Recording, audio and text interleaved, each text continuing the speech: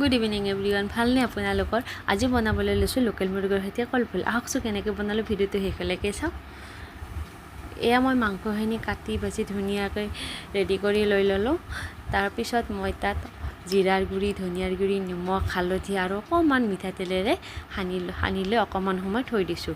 তাৰপিছত মই কলফুলখিনি কাটি ল'লোঁ, অকণমান ডাঙৰ ডাঙৰকৈ কাটিছোঁ আৰু মাংসখিনি ভাজি ল'লোঁ। আৰু কলফুলখিনি ভাজিবলৈ দিবৰ কাৰণে নহৰু, পিঁয়াজ, আদা গোটেইখিনি ৰেডি কৰি লৈ ল'লোঁ। এতিয়া কেৰাহী গৰম হোৱাৰ লগে লগে মই তাত পিঁয়াজ দি দিলোঁ। মই মাংস ভজা কেৰাহীটোতে ভাজিছোঁ। অকণমান নহৰু দিলোঁ। এইখিনি অকণমান ভজা হোৱাৰ পিছত কাটি লোৱা কলফুলখিনি তাত দি দিলোঁ। মাংসৰ লগত বনোৱাৰ কাৰণে কলফুলখিনি অকণমান ডাঙৰ ডাঙৰকৈ কাটিছোঁ।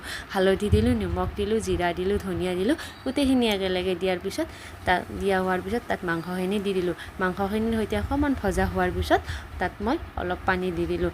অকণমান পানী দিয়া হোৱাৰ পিছত আৰু অলপ সময় থাকিবলৈ দিলোঁ। 10 মিনিটমান থকাৰ পিছত এনেকুৱা হৈ গ'ল। এয়া দেখিছেনে? দেখিবলৈ ইমান ধুনীয়া হৈছে, খাবলৈও তাতকৈ বহুত ভাল হৈছে। আপোনালোকেও এদিন বনাই চাব।